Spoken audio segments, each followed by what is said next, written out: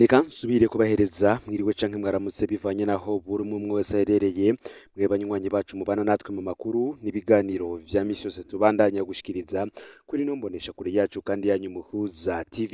Uyu ni umwanya tugiye kubagezako amakuru biriko biravugwa bigezweho muri kano kanya ngaha mu gihugu c'u Burundi, aho ari amakuru tuzavuga kuri vyinshi bitandukanye cane ku biriko biravugwa mu gisata ca politike. Ndagwaye kaze rero wowe udukurikirana aho uherereye hose, nimubane natwe muri ngaha mu gihugu c'u Burundi mu ntara zigize ubumanuko, ubuseruko, uburaruko, uburengero, abari mu bisagara bitandukanye bigize igihugu c'u Burundi, abadukurikirana baherereye mu karere ka Afrika y'ibiyaga binini, abari ku mugabane wa Afrika ndetse n'abari mu makungu ya kure, mwese ndabaye kaze muri ano makuru. Ni amakuru tuza kugaruka kuri vyinshi bitandukanye, cane ku vyatangajwe na Pacifique Nahazwe ku kamo atera abavyeyi, abakozi b'Imana ndetse n'abatware. Ni mu gihe mu ndwi iheze inkuru yavuzwe cane kuri uyu mugabane wa Afrika ndetse no ku mugabane wa Buraya, zari inkuru zibiri.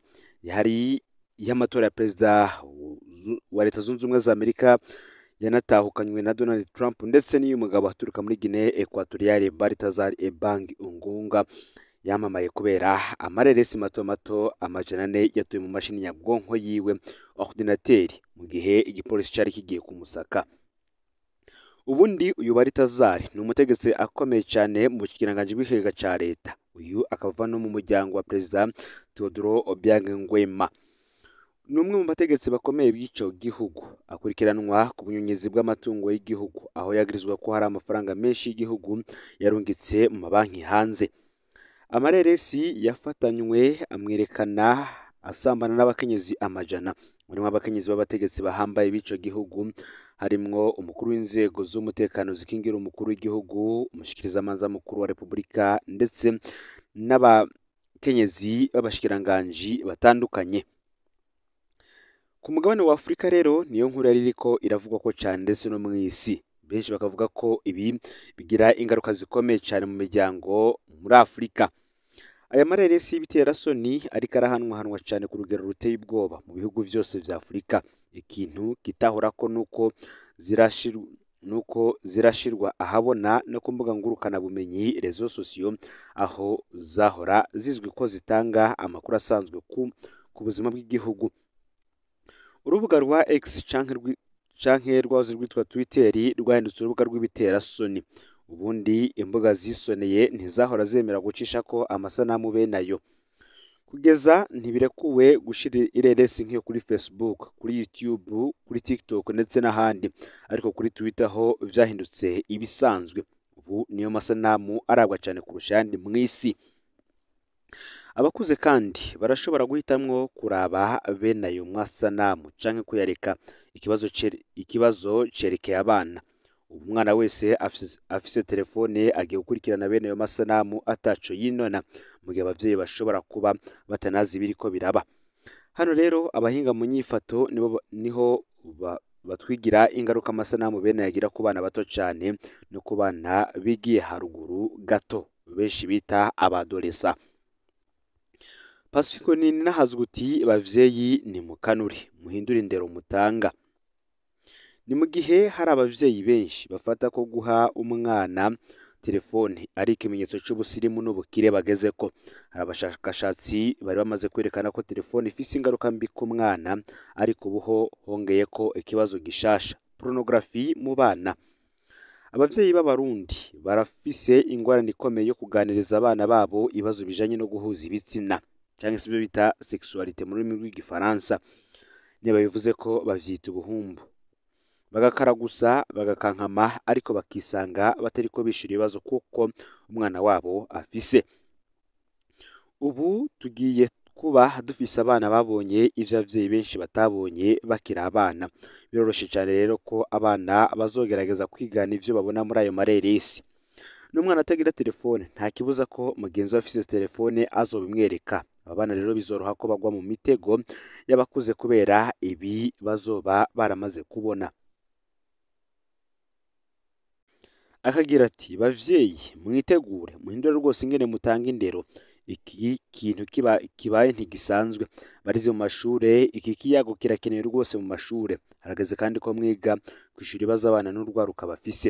Ntitubareke ngo bonyene bikuriremwo inyishu zabo. Abategetsi kandi iki kibazo gishasha kibamagarira kwiga ingene mugiye gukingira abana mu gihe gishasha twinjiyemwo.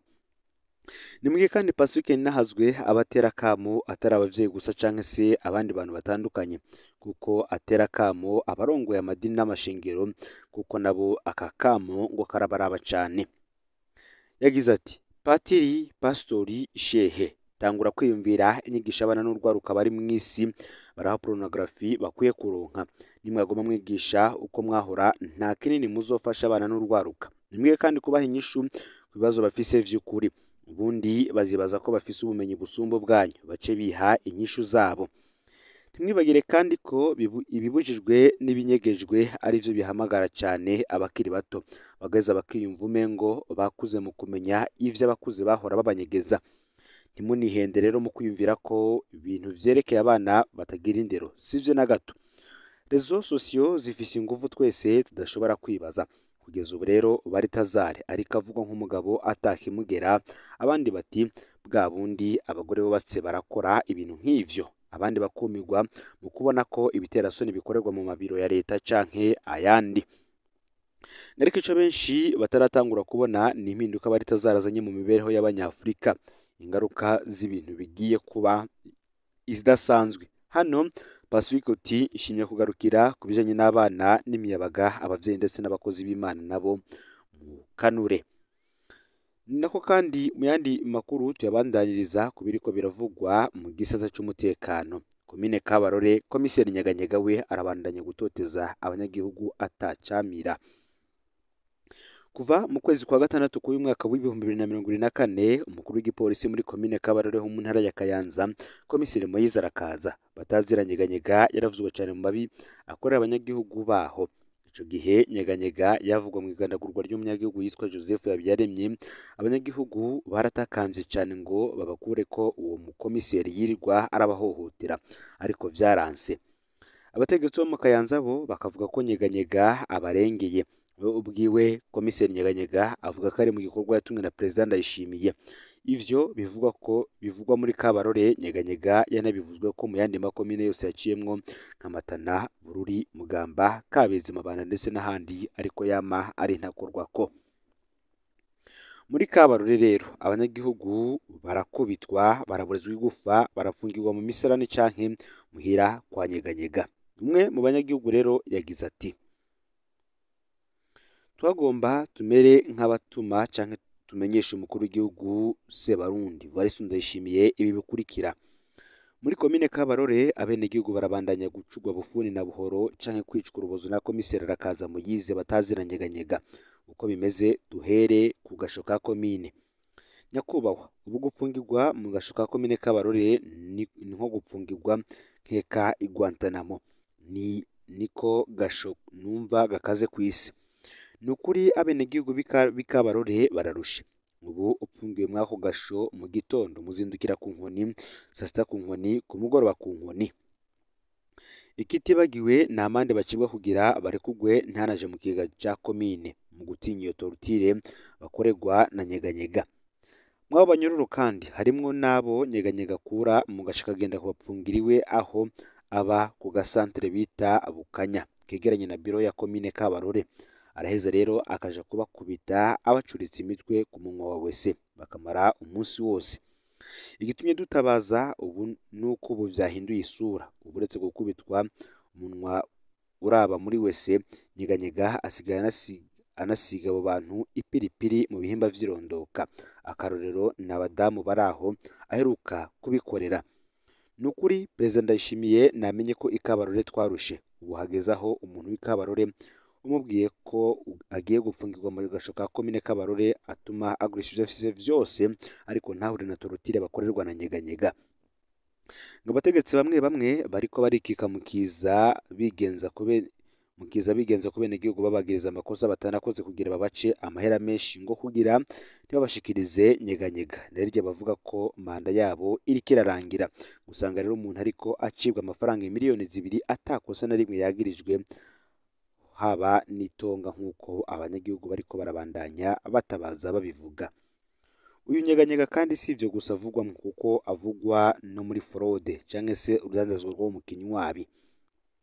Uti ikabarore kubera hazwi ko hakorwa fraude ubu babona ufise ico wokwiha baraza bakagukura mu murima ngo hari abavuze ko washoye fraude mu Rwanda ugaca ugenda utanaravye inyuma wagera mwako gasho inkoni zikarisha ntuvayo rero wigomboje ari munsi y'imiliyoni 2. Ngariko rero mwomenya ko ubu umufroderi wa mbere Kabarore ifise ari nyeganyega muti gute simbesheye ubunyeganyega arashora ku munsi amamodoka ya Probox yuzuye amabaro y'impuzu benshi bazi ku izina rya caguwa canke kombokombo. Nyeganyega rero afise imigwi ishora fraude mu Rwanda ku munsi imuha imisoro canke ikori arivyo bita guca inzira. Ubu yararahira arengwa ko atazova Kabarore atamaze abantu ngo ya nahakiriye. Kubw'ivyo rero twebwe Ikabarore dutunzwe n'isuka none mwatuzanye dayimoni yo kutwiba no kutwica murorera. Turamenyesheje umukuru w'igihugu Nyenicubahiro Evariste Ndayishimiye ko natakurara akaza muyize bataziranyeganyega muri komine ntituzemera gushira nk'imbwa. Aya ni amajambo y'uyu munyagihugu yanditse mu kurangiza ubutumwa bwiwe tudashimye gucisha hano, ariko arimwo umubabaro mwinshi cyane aho abanyagihugu b'Ikabarore bafise. Ni nako kandi tuzobasangiza ubundi butumwa bw'umunyagihugu w'Ikabarore avuga amabi bakorerwa na komiseri Moise arakaza bataziranyeganyega. Ese ninde azohava atabara banyagihugu ko uwo mubacinyitsa yigamba ko ashigikiwe n'umukuru w'igihugu Nyenicubahiro Evariste Ndayishimiye. Ni nako kandi mu yandi makuru hariko haravuga imyidogo idasanzwe y'abakozi ba leta bamaze ikiringo c'umwaka badahembwa. Abo bakozi bashikiriza ko bariko baricwa n'inzara mu miryango yabo, bifuza ko akamo kabo gashikira umukuru w'igihugu Evariste Ndayishimiye n'umushikiranganje w'abakozi n'akazi kugira batunganirizwe. Ubutumwa baturungukiye bugira buti: abashitsa ijwi kure mutabarize abakozi muri aya yabira kuva umwaka ugitangura. Ubushikiranganje bw'abakozi n'akazi bwarahagaritse imishahara y'abakozi bamwe bamwe ibitwa ko bahembwa badahari. Abo bakozi batabonetse mu isansumwa ryakozwe ivyo vyatanguranye n'uyu mwaka w'ibihumbi 2024. Abakozi bahagarikiwe umushahara bari mu migwi itatu. Umugwi wa mbere ni abakozi bari ku kazi basasumwe n'abakoresha babo, ariko bamwe bisanga isasumwa ryabo ritashitse mu bushikiranganje. Umugwi wa kabiri ni abakozi bari ku kazi mu gihe c'isansumwa bari bakitswe n'amagara, abari mu bitaro nabo bitashoboka ko boshika aho basansumira. Umugwi wa gatatu ukaba urimwo abakozi bahembwa batabaho, bamwe bibira imishahara mu bushikiranganje, imishahara igasohoka yiterwa abakozi bari ku kazi. Igitumye rero aba bantu batabaza ni iki? Kuva mu kwezi kwa mbere abakozi bari mu migwi uwa mbere n'uwa kabiri ntibararenganurwa gushika n'ubu batonda ku kazi bagakora badahembwa. Muzi ubuzima uko bwifashe mw'iki gihe. Ica kabiri, mu mpera z'ukwezi kwa kabiri uyu mwaka ubushikiranganje bwose bwararungitse abayobozi bajejwe abakozi n'akazi DG des ressources humaines barashwara intara n'amakomine kuraba kwabo bakozi bahembwa bahari nuko badahari. Abakozi basanze bahari barasansumwe n'abo bayobozi, mbere baruzuza na fishi ya reclamation yo ku buhinga bwa none kugira babohora umushahara bahagaritse mu kwezi kwa mbere uyu mwaka w'ibihumbi 2024. Nk'uko bivugwa kandi ati n'ubu twarategereje amaso yaheze mu nzira, twarituye ibiro vy'ubushikiranganje bw'abakozi n'akazi biri mu ntara, twasabwa attestation de service niketi, ivyo twarabikoze n'ubu amezi vyaranse ko duhembwa. Ngaho kuturenganura mu kwezi kwa kane twakorewe ico twokwita ubugome. Iyumvira namwe aho kurenganurwa na konte zacu twahemberwa ko barazihagaritse, bazigize konte bloke. Inshuti n'abagenzi badufasha kubera bazi ikibazo dufise kugira ngo uzobasubize bakurenganuye kugira ubuzima bubandanye. Uti ubu tubayeho mu kajembegeti ntitugira aho dukira nayo tumira mu miryango ni urudubi. Abagenzi twasabiye hamwe ingurane baraturembeje, tubayeho nabi cyane.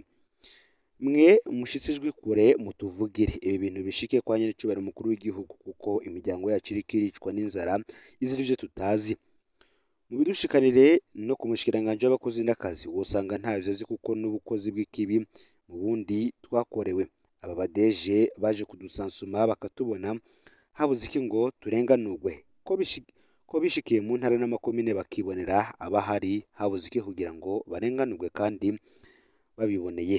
Abo bahembwa badahari baca bibonekeza kuko abahari babonetse nta kindi cyari gisigaye, twari guca turenganurwa none amaso yaheze mu nzira. Murakoze. Ngibu rero ubutumwa bamwe mu banyagihugu bariko barashikiriza kugira ngo bushikire umukuru w'igihugu Nyenicubahiro Evariste Ndayishimiye. Benshi muri bo barenganurwe baronswe imishahara yabo bagiye barakorera kuva uyu mwaka utanguye. Ngo rero amakuru yaragezwe ko muri kano kanya ufyonde subscribe canke sabone niba utari wafyonda ko kugira ngo tucikanwe nadushikiriza usangize ano makuru bagenzawe kugira ngo nabo baje bashikirwa n'abiriko biravugwa bigezwe ko ngaha mu gihugu c'u Burundi, hanze imbezi y'igihugu c'u Burundi ndetse no mu makungu ya kure. Ni Umuhuza TV rero, Imana ibahezagire mu bikorwa vyanyu vya misi yose muriko murakora.